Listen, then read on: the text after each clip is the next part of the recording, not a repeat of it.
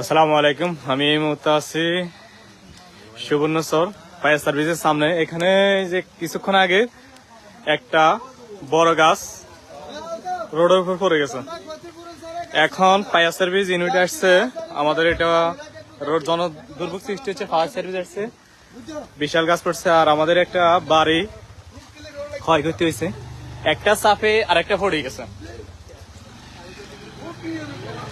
এখন fire service অপেক্ষা করতেছে, আমাদের ওই যে বিদ্যুৎ অফিস থেকে লোক আসবে, বিদ্যুৎ অফিস ওখানে এরা আসলে এরা রাস্তা ক্লিয়ার করবে।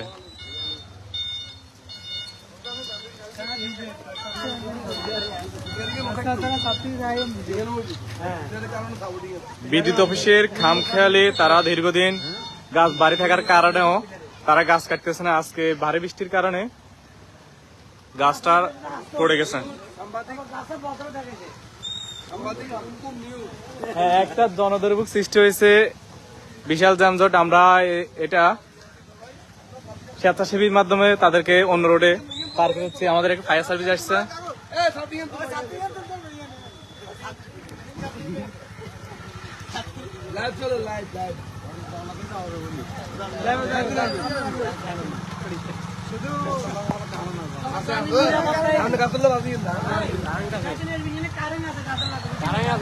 এখনো কারেন্ট আছে, এই জন্য ফায়ার সার্ভিস কাজ শুরু করতেছে না। ফায়ার সার্ভিস গাড়ি আসছে, কারেন্ট আছে এখানে। বিদ্যুৎ অফিস থেকে লোক আসলে মতন লোক আসলে মতন এই কাজটা শুরু হবে।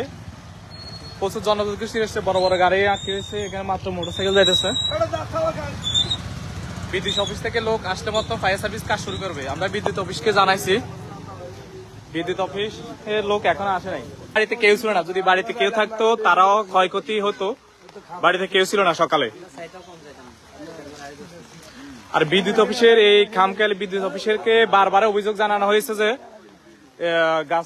গাছের ঠাল আর কিছুদিন আগে কাটার জন্য তারা কাটে নাই।